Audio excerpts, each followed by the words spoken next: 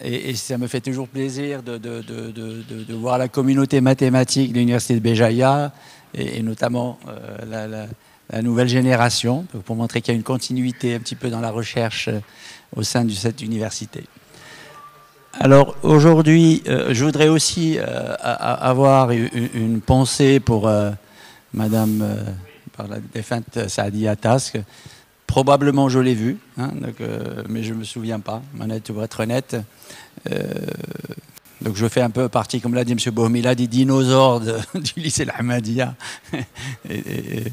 Voilà, donc probablement je l'ai rencontrée, mais bon, j'ai une pensée pour elle.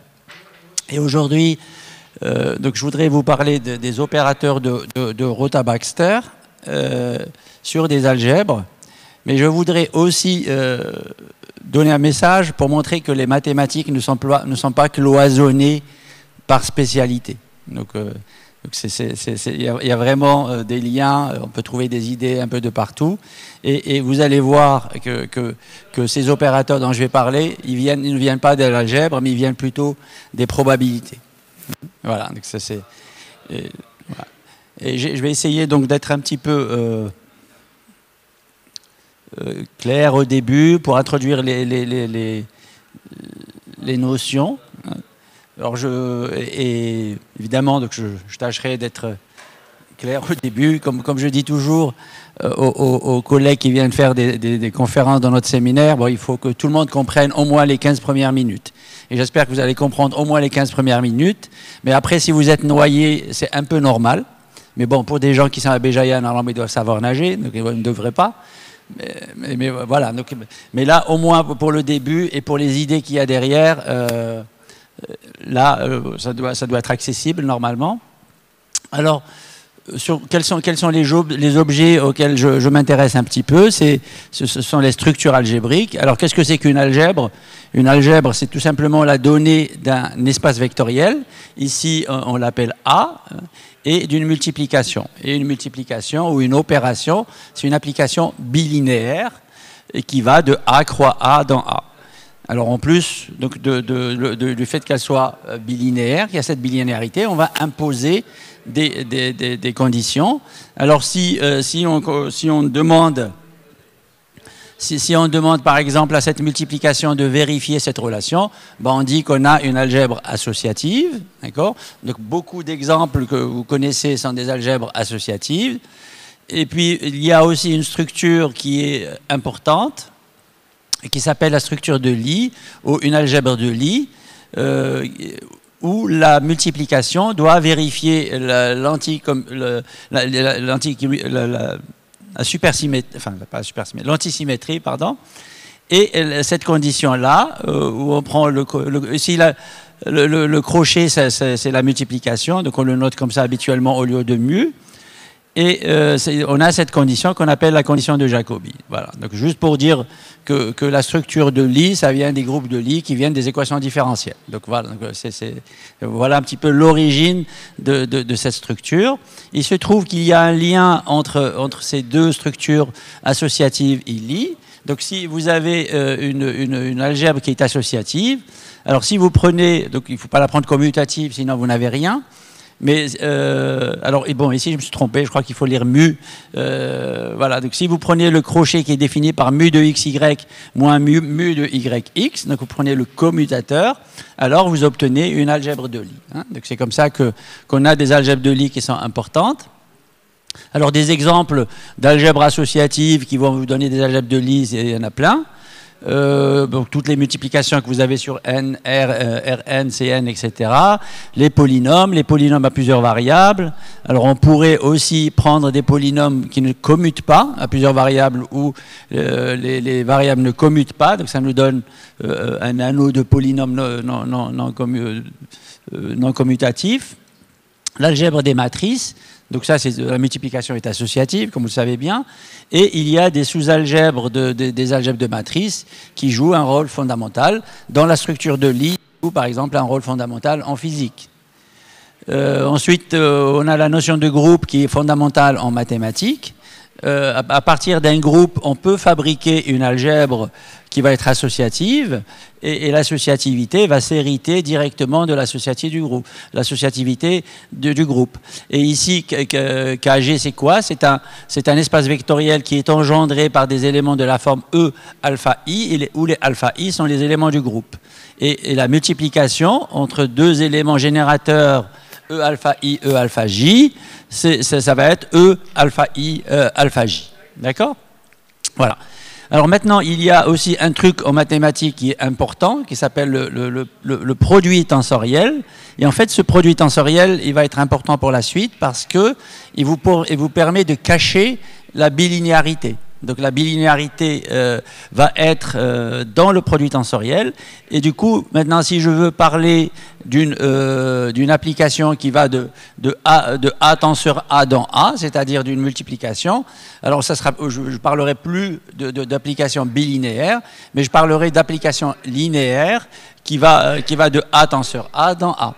Et la bilinéarité, elle est cachée derrière le produit tensoriel. Et la raison pour laquelle on va faire ça, c'est parce qu'on a envie de parler de dual, hein, de dual d'une multiplication. D'accord? Bien, alors maintenant, l'autre ingrédient de cet exposé, c'est les opérateurs de Rotha-Baxter. Alors, qu'est-ce que c'est qu'un opérateur de Rotha-Baxter? C'est une application linéaire, hein, qui va de A dans A. Ici, A est un espace vectoriel muni d'une opération. Donc ça peut être, cette opération, elle peut être associative, ça peut être Lie, ça peut être autre chose. On parle d'algèbre non associative. Et donc on va dire que cette application linéaire R est un opérateur de Rotha-Baxter si ça vérifie cette identité, cette condition.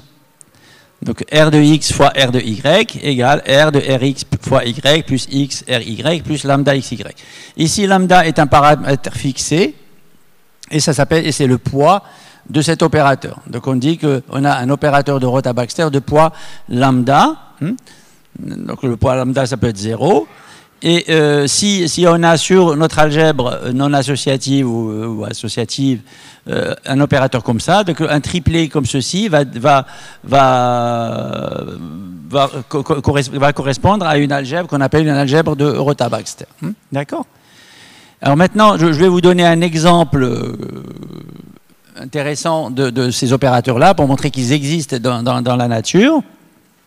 Alors si on prend l'algèbre des fonctions continues, donc là je prends des fonctions continues de R dans R, donc là-dessus une algèbre, donc ça veut dire qu'il y a une structure d'espace vectoriel que vous connaissez, mais il y a aussi une structure de multiplication, et la multiplication qu'on va prendre là-dessus, c'est la multiplication point par point, c'est-à-dire f fois g appliqué à x, ben, ce sera tout simplement fx fois gx, d'accord? Et donc c'est associatif, on raisonne de l'associativité sur R. Et maintenant, l'opérateur que je vais considérer, c'est l'opérateur intégration. Donc l'intégration de 0 à x d'une fonction continue f de t, ici. Alors cet opérateur-là, donc si vous vous rappelez de l'intégration par partie, hein, l'intégration par partie vous donne une relation que je peux écrire comme ça. C'est-à-dire à l'opérateur i qui agit sur f, je peux voir par intégration par partie que ça vérifie cette condition. Donc IF fois IG, I de F IG plus I de F G, etc. Donc ça, et ça, c'est la condition de Rotha-Baxter de poids 0.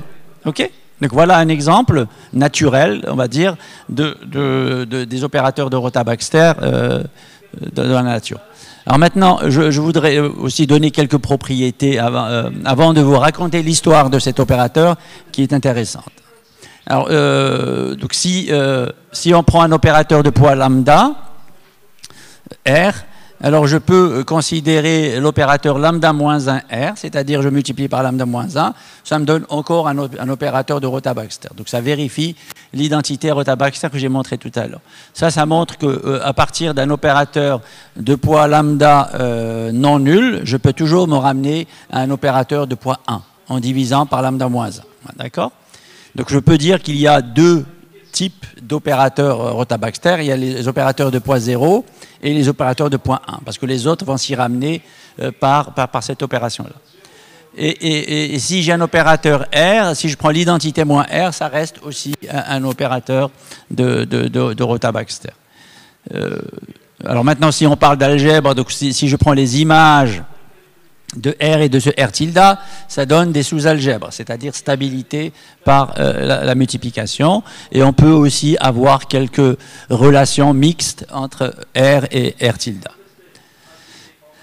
Alors maintenant, donc il y a un intérêt, comme j'ai dit, dans d'autres domaines que l'algèbre pour cet opérateur de Rotha-Baxter.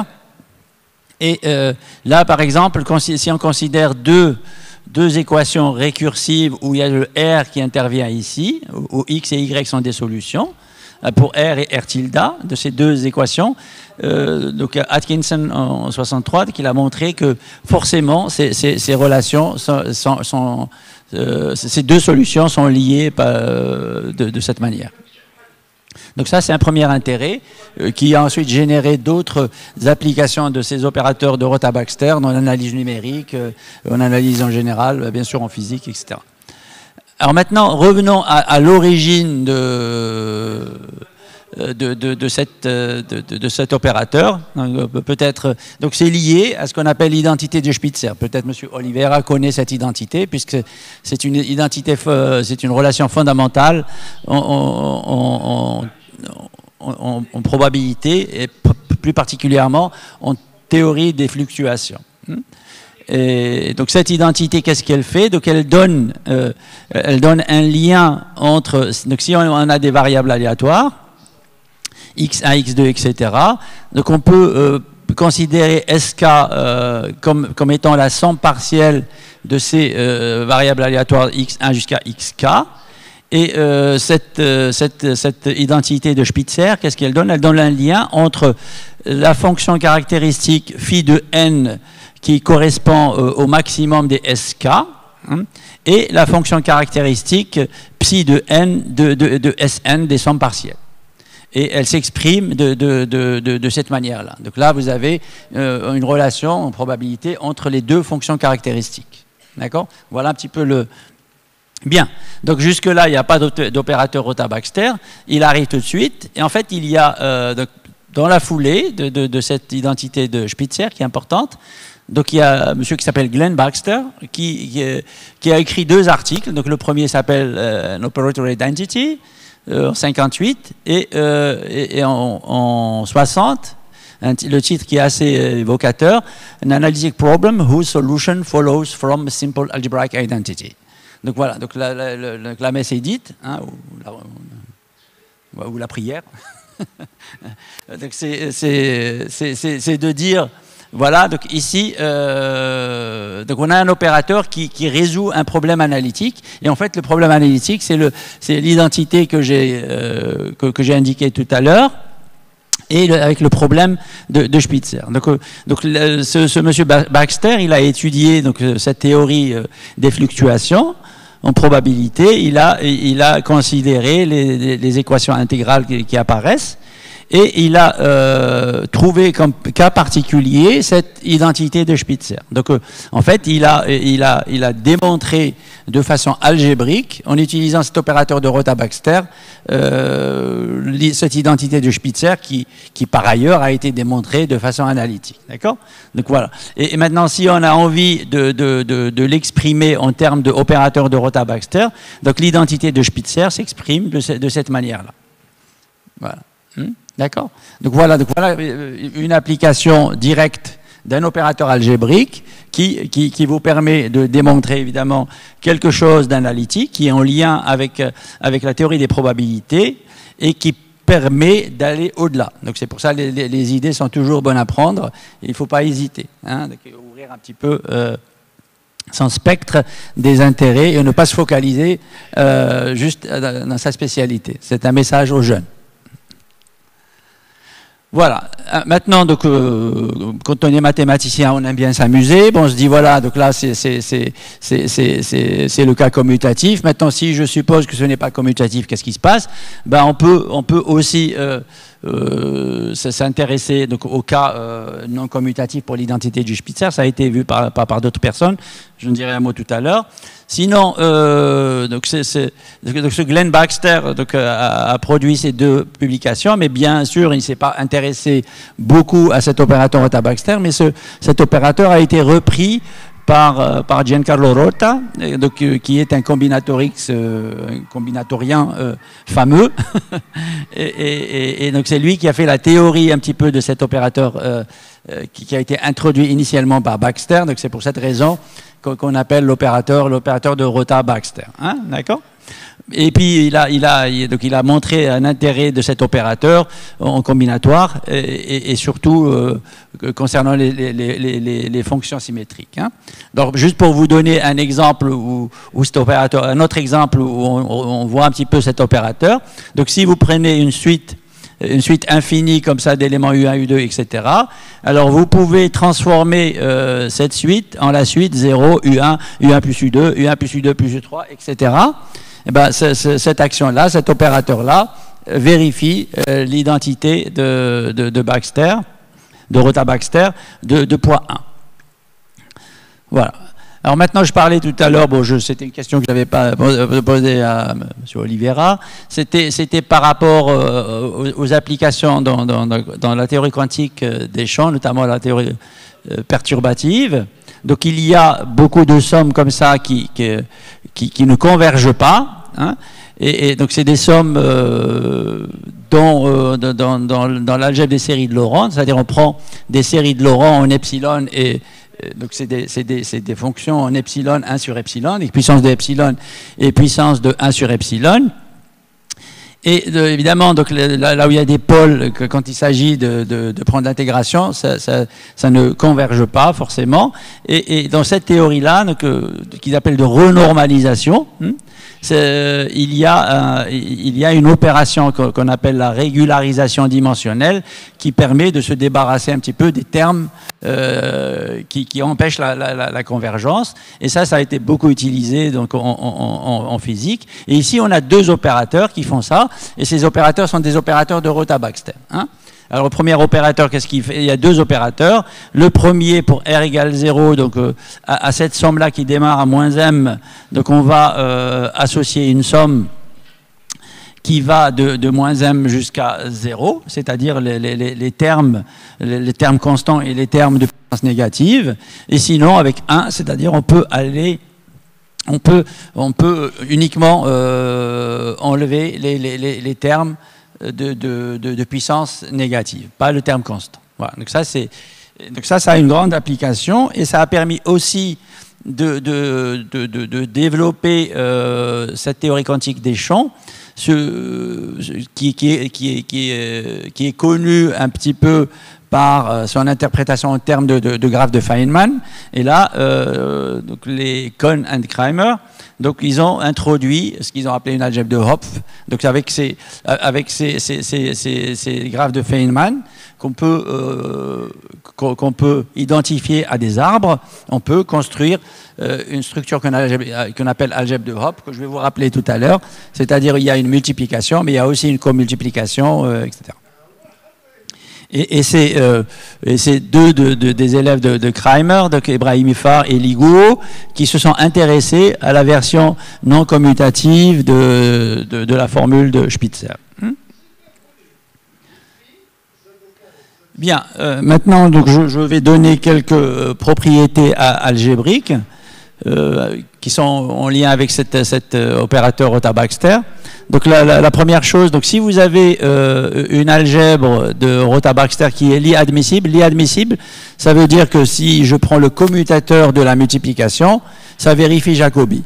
Alors je vous ai montré un exemple tout à l'heure, c'est les algèbres associatives. Donc si vous prenez le commutateur, donc x fois y moins yx, ça fabrique un crochet qui vérifie la condition de Jacobi, donc on a une algèbre de Lie.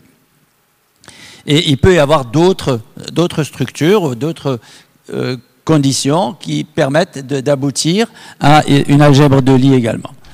Donc on appelle ça des algèbres Lie admissibles. Maintenant, si j'ai un opérateur Rotha-Baxter sur une algèbre Lie admissible, alors on peut fabriquer une nouvelle multiplication, que je le nomme ici étoile, x étoile y, qui est donnée par Rx fois y moins y fois Rx. Donc c'est-à-dire, on modifie un petit peu le commutateur par cet opérateur R.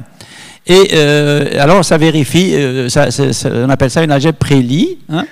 Une algèbre pré-Lie, donc ça c'est une nouvelle condition. Donc si vous avez une algèbre, une multiplication qui vérifie cette condition, donc ici c'est un peu l'associateur, on fait un peu l'associateur et on fait aussi l'associateur où on twiste les deux éléments x1, x2. Donc ça c'est aussi une structure importante. Voilà, donc on peut fabriquer grâce à cet opérateur de Rotha-Baxter une nouvelle opération à partir d'une opération donnée. Alors maintenant, il y a aussi une structure, tout à l'heure, jusqu'à maintenant j'ai parlé de structure algébrique où on a une opération. Mais on peut aussi imaginer des structures avec deux opérations. C'est le cas de ce qu'on appelle, de ce que Jean-Louis Laudet a appelé algèbre dendriforme. Ce sont des algèbres sur un espace vectoriel où j'ai deux opérations, une opération gauche et une opération droite.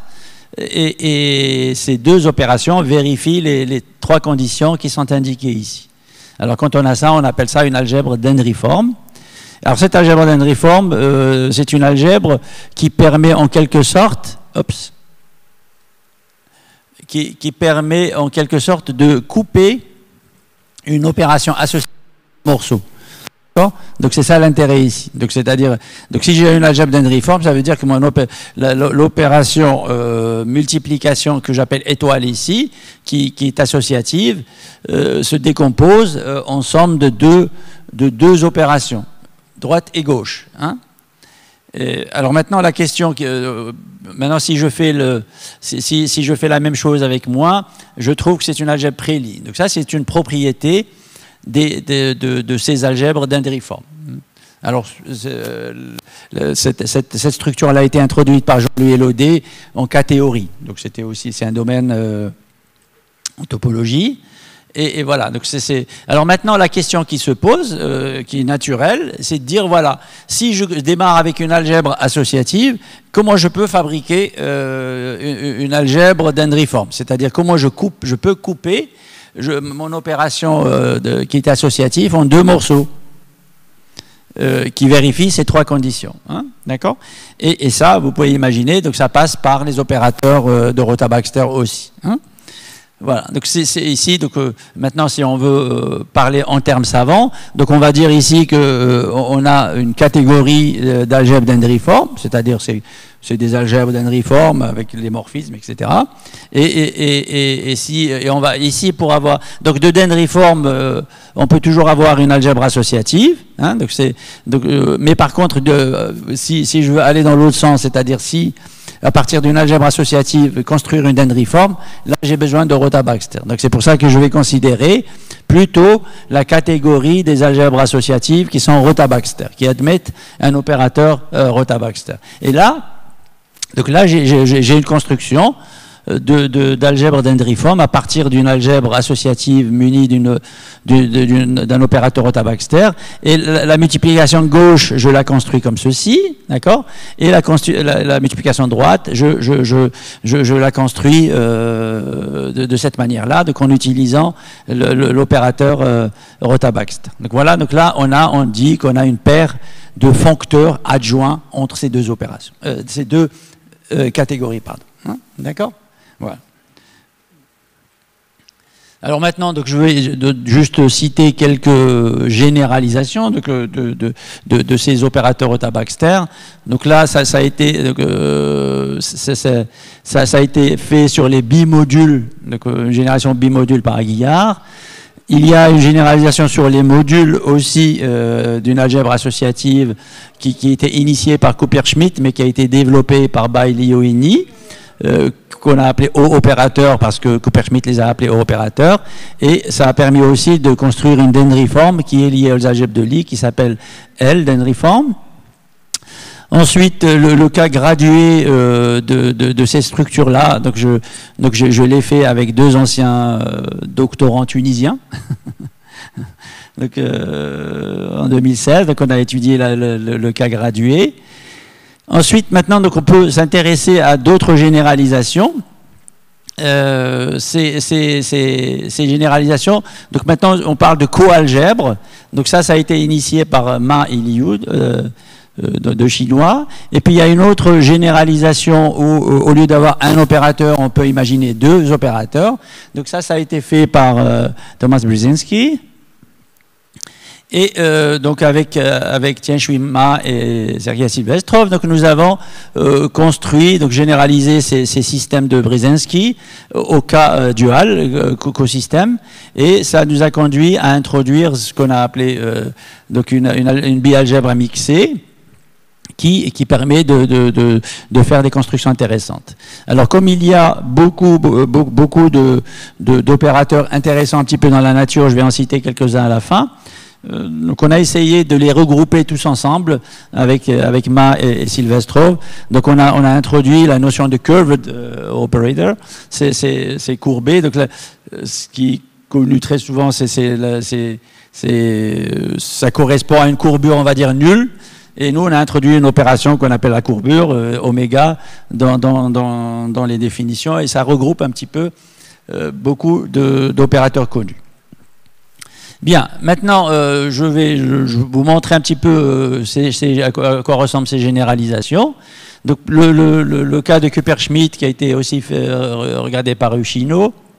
Donc, si vous avez une algèbre associative et vous avez un bimodule M sur cette algèbre associative, alors ce qu'on va appeler ici O-opérateur qui va généraliser notre opérateur de Rotha-Baxter, c'est une application, cette fois-ci qui va du module M dans l'algèbre A. Donc on voit bien et qui vérifie cette relation. Et cette relation, c'est un peu la relation de Rotha-Baxter si M ici est l'algèbre elle-même. Donc c'est l'opérateur de Rotha-Baxter de point 0. Et donc ça, donc si on a cette structure-là, on parle de haut opérateur par rapport à ce module M de l'algèbre associative A. D'accord? Et le cas particulier, comme je vous ai dit, donc toute algèbre associative peut être vue comme un module sur elle-même, où l'action à droite et l'action à gauche, c'est tout simplement sans la multiplication. Et ici, évidemment, donc il y a une notion aussi on peut aussi construire un peu les algèbres dendriformes qui ont été faites dans le cas Rotha-Baxter. Donc sur M, donc si j'ai un O opérateur, je peux définir deux opérations qui vont utiliser ce O opérateur T sur M. Et cela munit l'espace vectoriel M d'une algèbre associative où l'algèbre associative, elle est donnée par ces deux structures, droite et gauche. Alors je vous avais dit qu'il y avait une généralisation qui est due à Brzezinski où on utilise deux opérateurs. Donc ces deux opérateurs sont appelés R et S ici et vérifient deux identités. Hein. Donc si je pose S égale R, alors ici, donc j'ai la condition de Rotha-Baxter de poids 0, tout simplement. Hein. D'accord? Bien. Alors maintenant, donc, comme je vous ai dit, on va s'intéresser à considérer ces opérateurs sur des structures duales, des structures algébriques. Et pour motiver ça, donc je vais revenir un petit peu sur ce qu'on appelle les algèbres de Hopf, les groupes quantiques. Donc vous avez sans doute entendu parler de ça. Donc c'est aussi un domaine assez riche en mathématiques et qui trouve ses sources en physique. Et donc ce qu'il faut savoir, c'est qu'en physique, il y a deux objets fondamentaux, c'est les états et les observables. Hein. Et tout est là-dessus. Donc les états, dans le cas quantique, enfin, dans le cas, oui, dans le cas de la mécanique hamiltonienne, c'est des points sur des variétés, mais dans le cas, et les observables sont des fonctions sur ces variétés. Donc maintenant, si on est dans le cas quantique, donc là, on peut par exemple prendre les éléments d'un groupe comme étant les états. Donc les fonctions, enfin les observables, ou l'ensemble des fonctions sur ce groupe-là, donc à valeur dans R ou de C, ça va être ce qu'on appelle les observables. Donc, et maintenant, comme je vous ai dit tout à l'heure, cet ensemble A, des fonctions sur G, on peut le munir d'une structure d'algèbre. Une multiplication, donc on a la multiplication des fonctions. Alors maintenant, donc si on veut dualiser la multiplication sur le groupe, ce qu'on va obtenir, donc ça sera des choses. Donc si je veux dualiser cette multiplication, ben, je vais prendre les fonctions, c'est-à-dire je vais prendre le dual. Donc si je prends le dual, ben, ça va me donner une opération qui n'est plus dans A croix A dans A, mais plutôt de A dans A tenseur A. Donc je n'ai plus maintenant des algèbres qui vont prendre deux éléments et ils vont m'en donner un troisième. Donc ça c'est la façon habituelle de construire des multiplications. Mais par contre, ce que je vais avoir maintenant, c'est je prends un élément, je le coupe en deux.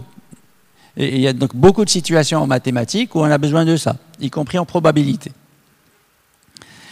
Et donc on appelle ça une co-multiplication. Et c'était ça un petit peu, donc c'est ces structures-là qui ont été regardées par des équipes de physiciens théoriciens. Et l'idée qui est derrière, c'est de construire quelque chose qui va remplacer la notion de groupe en mécanique quantique. Donc les groupes, ils ont quand même une belle propriété qui est l'autodualité. Donc si je prends le dual d'un groupe, c'est un groupe. On est d'accord, hein, d'accord ? Maintenant, si je prends une fonction, enfin plutôt une multiplication qui va de A tenseur A dans A, et je veux la dualiser, ben, ce n'est plus une multiplication parce que je vais obtenir quelque chose qui va de A dans A tenseur A. D'accord ? Et c'est pour intégrer ça qu'on a fabriqué des objets un peu plus complexes que les groupes, qu'on a appelé algèbre de Hopf ou bien groupe quantique. Donc un groupe quantique, c'est pas vraiment un groupe, c'est une algèbre de Hopf. Et là, je vais vous dire un petit peu ce que c'est qu'une algèbre de Hopf. Et ça, c'est pour intégrer en mécanique quantique des idées qui existaient en mécanique classique. Hein. Et voilà. Donc, alors pour faire ça, donc on a besoin de réécrire un peu les choses sur les algèbres. Donc on a besoin de se ramener à ce que tout soit linéaire. Et comme je l'ai dit au début, pour se ramener à ce que tout soit linéaire, on est obligé d'utiliser fortement le produit tensoriel, parce que c'est lui qui va manger un petit peu la bilinéarité ou bien la multilinéarité. D'accord ? Donc voilà, donc nos espaces vectoriels, ça peut être des produits tensoriels d'espace. Et voilà, donc du coup, une multiplication, si je veux maintenant exprimer dans ce langage des algèbres de Hopf la multiplication, ben ça va être juste une application linéaire qui va de A tenseur A, qui est un espace, dans A. Voilà. Et même l'identité, je vais l'exprimer aussi comme une application. Donc l'identité dans une algèbre, ça va être une application qui va de K dans A et qui est K linéaire. Donc, si elle est K linéaire, on voit que si je prends état de A qui est dans A, donc je peux sortir le A étant dans K, donc je peux le sortir puisque mon opération est K linéaire et tout va être engendré par ce état 1. Et en fait, ce état 1, c'est ce que nous on appelle E en général, à la fois pour les groupes ou pour les algèbres. Hein, d'accord ? Et on va utiliser les diagrammes, parce que ça c'est un bon truc aussi, qui marche bien, pour exprimer l'associativité. Donc l'associativité, c'est de dire, voilà, je prends trois éléments, soit j'applique le mu aux deux premiers, et ensuite l'identité au troisième, et ensuite avec le résultat, j'applique mu, ou bien je peux appliquer plutôt mu aux deux derniers, et l'identité au premier, et je réapplique mu. Et donc voilà, donc ce diagramme-là, donne l'associativité. Ce diagramme va donner la condition d'élément neutre, d'accord ? Voilà, donc ça nous donne une algèbre associative. Maintenant, donc ce qu'on va faire, c'est de passer au dual. Alors si je passe au dual, donc ça veut dire que l'opération qui va dans ce sens, elle va aller dans l'autre sens. Hein, d'accord? C'est comme ça pour le dual. Donc là, je vais avoir quelque chose qui va de A dans A tenseur A. Et donc ça va être ma co-algèbre, ce que je vais appeler co-algèbre. Ensuite, ce que je vais appeler la co-unité, donc ça va être une application qui va de A dans K. Hein, donc ça va être la co-unité. Et ça sera très simple pour retrouver ce qui va correspondre à la co-associativité. Ben, il suffit de remplacer delta par mu, plutôt mu par la co-multiplication, et d'inverser toutes les flèches. Donc on inverse toutes les flèches là, on obtient ce qu'on va appeler la co-algèbre. D'accord? Donc c'est une opération très naturelle. Et ce qui va être, donc la co-multiplication, c'est une application linéaire qui va de C dans C tenseur C, cette fois-ci, et elle va vérifier cette condition qui est la condition de co-associativité. Et le epsilon qui va donner l'unité, donc qui est une application qui va de C dans K, doit vérifier ces deux conditions qui donnent la condition de co-unité. Hein, d'accord? Alors l'idée c'est quoi? C'est de construire un objet qui soit autodual, parce que c'est ça qu'on veut imiter. On veut imiter les groupes. Voilà, donc là j'ai quelques propriétés. Donc là, par exemple, donc ça c'est pour ce qui va être le morphisme, hein, pour dire quels sont deux objets isomorphes de ce type-là. Ce qu'il faut retenir ici, c'est que si je prends un espace vectoriel d'une coalgèbre, si j'ai une coalgèbre, si je prends une structure sur le dual, ça va me donner une algèbre. Hein, d'accord? Mais par contre, si je prends le dual d'une algèbre, il y a des petits soucis pour avoir toujours une coalgèbre. En fait, les petits soucis peuvent venir de la dimension. Parce que si je dualise, je vais avoir A tenseur A dual. Et le A tenseur A dual n'est pas toujours égal au dual de A tenseur le dual de A. Donc si votre espace est de dimension finie, vous êtes tranquille. Donc le A tenseur A étoile dual, il est égal au dual de A tenseur le dual de A. Et donc dans ce cas-là, à partir d'une algèbre, on peut obtenir une coalgèbre. Voilà. Bien, maintenant, donc on va fabriquer un objet qui va mélanger un peu les deux. Et cet objet, on va l'appeler bialgèbre. Hein. Donc une bialgèbre, ça va être quoi? Ça va être donné par un espace vectoriel, où mu et eta vont me donner une algèbre. Si je prends delta et epsilon, j'obtiens une coalgèbre, et j'ai besoin d'avoir une compatibilité entre ces deux opérations et coopérations, multiplication et comultiplication. Et cette compatibilité va s'exprimer par le fait que delta et epsilon sont des morphismes d'algèbre. D'accord? Donc ça veut dire que delta de x fois y, ça sera delta de x fois delta de y. Et donc là, j'utilise la multiplication. Et si on veut l'écrire, on peut l'écrire comme ça. Alors, ce que je dois vous indiquer ici, c'est que très souvent, on a une notation qui est due à Swidler pour la comultiplication. De commencer qu'on arrive dans A tenseur A, donc l'image d'un x, on va l'écrire comme x1 tenseur x2. Donc c'est dire, quand vous allez voir des 1 en haut comme ça, parfois je les mets en bas aussi, x1, x2, c'est de dire, ça veut dire qu'on a appliqué la commultiplication et on a une somme de ce type-là. D'accord? Voilà. Bien. Alors maintenant, pour donner quelques exemples de bialgèbre, donc on a le plan quantique. Donc le plan quantique, c'est un espace ou une algèbre où on n'a pas qui n'est pas commutative, mais qui est Q commutative. Donc si je rencontre XY, je peux le remplacer par QYX. D'accord? Mais pas par YX. Donc c'est pas commutatif, mais c'est Q commutatif. Hein? Et là-dessus, donc si je prends le quotient de ces polynômes non commutatifs par cet idéal, j'ai une algèbre qui est engendrée donc par ces éléments, et par cette relation plutôt, sur laquelle je peux mettre une co-multiplication. Donc les générateurs sont x et y. Delta x, c'est x tenseur x. Delta y, c'est y tenseur 1 plus x tenseur y. D'accord? Alors maintenant, vous pouvez me demander qu'est-ce que ça va être delta x carré, delta x fois y. Eh bien, tout ça va se déduire de ma condition de compatibilité. Donc delta x carré, ça sera delta x fois delta x. Mais c'est la multiplication dans le produit tensoriel. Il faut faire attention. Etc. Maintenant, pour le epsilon, donc ça sera epsilon de x, 1, epsilon de y, ça sera 0. Hein. Voilà, donc ça donne une bialgèbre. Hein. Alors, voilà. Donc, voilà une structure où il y a une algèbre, une coalgèbre. Donc, a priori, si je dualise une bialgèbre, je vais avoir une bialgèbre, hein, puisque dans les bons cas, puisque le dual de la multiplication va me donner la commultiplication, et le dual de la commultiplication va me donner la multiplication. C'était un peu mon souhait. Il se trouve qu'il y a un peu autre chose qui peut jouer un rôle fondamental pour la physique, pour cette structure, c'est ce qu'on va appeler l'antipode.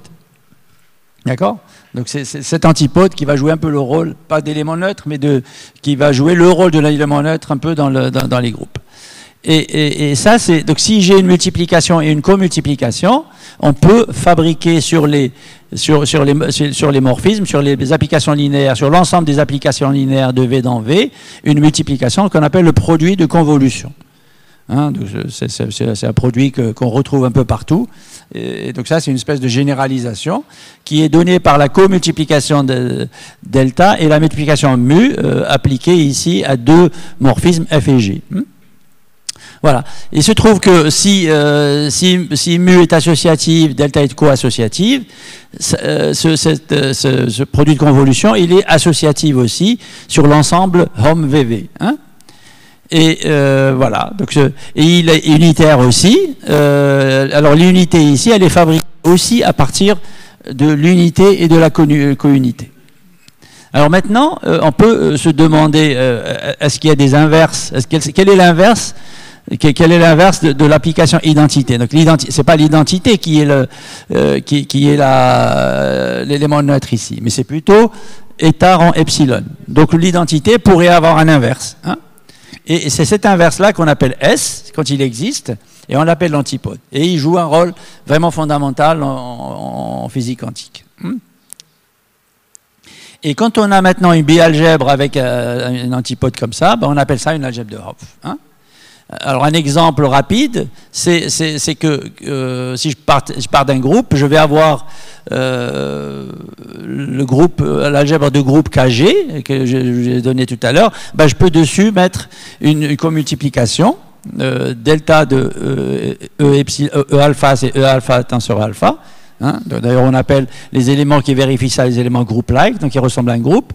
La counité sur les E alpha, c'est toujours 1.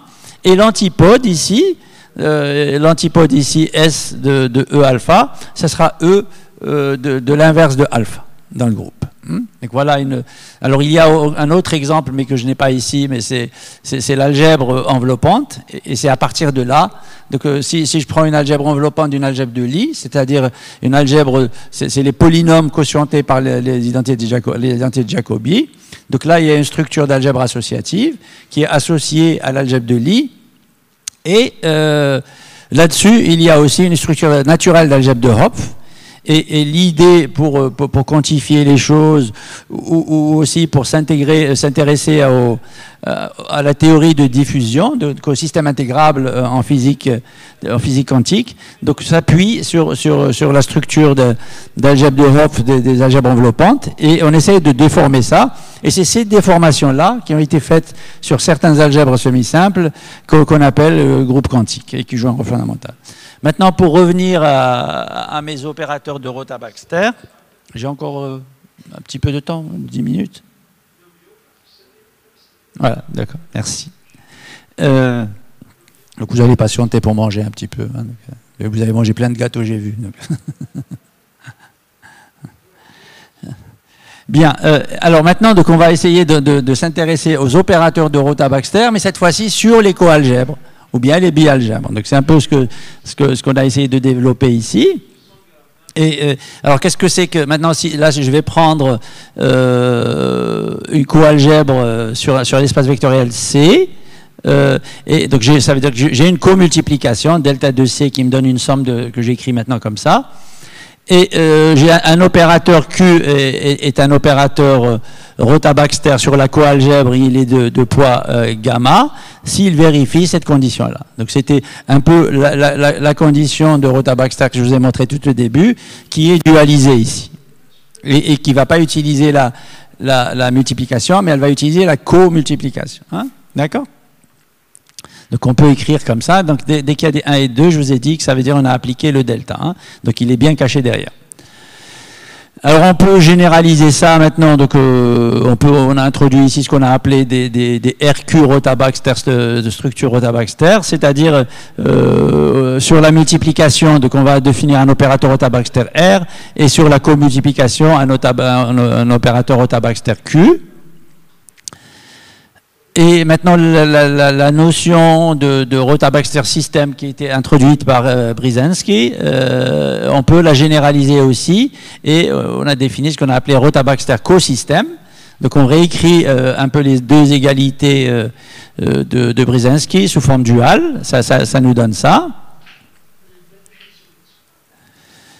Alors maintenant, pour donner des exemples, donc ici, maintenant, donc on a une algèbre, une co-algèbre co-associative, et maintenant, on va prendre G, c'est des applications, on dit co-multiplicatives, donc c'est un peu la condition de morphisme d'algèbre, mais c'est un morphisme co-algèbre ici.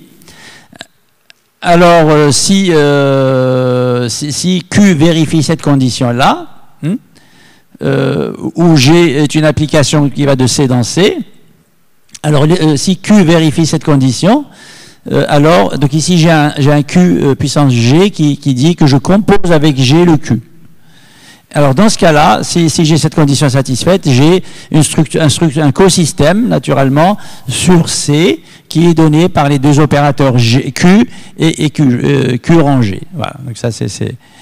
Maintenant, on peut faire un peu la même chose, mais cette fois-ci, on va s'appuyer sur des formes linéaires. Donc ici, j'ai toujours une coalgèbre et j'ai deux formes linéaires, sigma et tau. Donc on suppose qu'elle vérifie ces deux conditions. Donc ici, sigma de C1, tau C2. Ben là, ça veut dire que j'ai appliqué à C la commultiplication. OK. Et dans ce cas-là, donc on peut construire le co-système de Rota-Baxter qui est formé par ces deux formes. Donc je vais aller vite. Alors maintenant, donc ça c'est un exemple concret. C'est une construction qui permet aussi d'avoir un co-système. Donc si j'ai ces deux conditions qui sont satisfaites. Et donc là aussi pour la partie duale, donc on peut retrouver des structures prélis de coalgèbres. On peut trouver aussi des coalgèbres dendriformes, donc dualisées de nouveau. Ça c'est dû à fois-ci. Et donc on peut construire à partir des Rota-Baxter co-systèmes des coalgèbres dendriformes. Alors ce que je voulais vous montrer, c'était plutôt ça. Donc là, il y a cette équation de Yang-Baxter que vous connaissez sans doute, c'est l'équation des tresses, hein, par exemple, des nœuds, etc., qu'on retrouve dans plein de domaines mathématiques. Donc elle a une version associative, et ici on propose une version co-associative. Et donc là, on a la notion ici de paire de l'équation, enfin une solution du système. Du co-système co-associatif de Yang-Baxter. Donc ici, on a une paire, deux éléments sigma tau qui sont des formes sur C tenseur C. Si elle vérifie ces deux-là, on dit qu'on a une paire co-associative Yang-Baxter, aux paires Yang-Baxter co-associatives. Et ça nous permet d'avoir en fait, avec ces paires-là, on peut construire des écosystèmes aussi. Donc dès lors que j'ai une paire qui est une solution de l'équation de Yang-Baxter P, c'est YBP, alors je peux fabriquer Q et T à partir de là. Hein. Il y a aussi donc, une structure qu'on avait introduite, qu'on a appelée Mixed by Algebra, et qui est construite à partir des codérivations. Et donc celle qui est la plus... donc ça, c'est la définition. Donc c'est une coalgèbre co-associative avec deux codérivations et une algèbre associative qui respecte un peu ces deux codérivations. Et l'intérêt, c'est donc ça, c'est un moyen de les construire, mais celle qui est importante, c'est celle-ci. C'est-à-dire, si je démarre avec une coalgèbre, je peux définir trois codérivations à l'aide de ces deux formes, de ces formes sigma et tau. Donc là, je fabrique des delta sigma, delta tau et mu qui utilisent à la fois sigma et tau. Alors on sait que ce quadruplé, ça donne une bialgèbre mixée si cette condition est satisfaite. Hein. Et là, elle va l'être dans un certain nombre de situations. Et ce que ça nous donne, ce qu'on appelle une bialgèbre mixée co-quasi-triangulaire et qui va permettre justement de construire des systèmes et des co-systèmes Rotha-Baxter. Hein, d'accord? Donc là, bon, je vais un petit peu vite, hein, c'est pas grave. Voilà, peut-être l'exemple, il est là. Donc, on va démarrer avec une coalgèbre. Si j'ai alpha qui vérifie cette condition, donc dans ce cas-là, le sigma à la puissance alpha, il vérifie l'équation de Yang-Baxter de tout à l'heure. Et donc là, le sigma alpha et tau alpha sont des solutions ou forment une paire de Yang-Baxter co-associatives. Si je les forme comme ça, si je les construis comme ça, ça va me donner une bialgèbre mixée quasi-triangulaire à partir de ce alpha-là. Et on avait vu qu'il était possible, avec ces Yang-Baxter pairs, de construire des opérateurs, donc Q sigma de alpha, tau de tau, T de tau alpha, et ça ce sont deux opérateurs qui me donnent un écosystème. Hein, d'accord? J'avais promis une généralisation qui englobe un peu tout, c'est celle-ci. Donc ça va être ce qu'on a appelé les Curved Operator Systems. Et donc on a deux opérateurs ici, R et S, qui vont de V dans A. Ici de V, c'est mon bimodule. Et on a rajouté un oméga ici, c'est ça la courbure, qui est une application qui va de V tenseur V dans V et qui vérifie ces deux équations. Et avec ça, on retrouve plein d'opérateurs qui existent un peu dans la nature maintenant. Donc c'est les opérateurs de Rotha-Baxter, les O-opérateurs, il y a aussi les opérateurs de Reynolds, hein.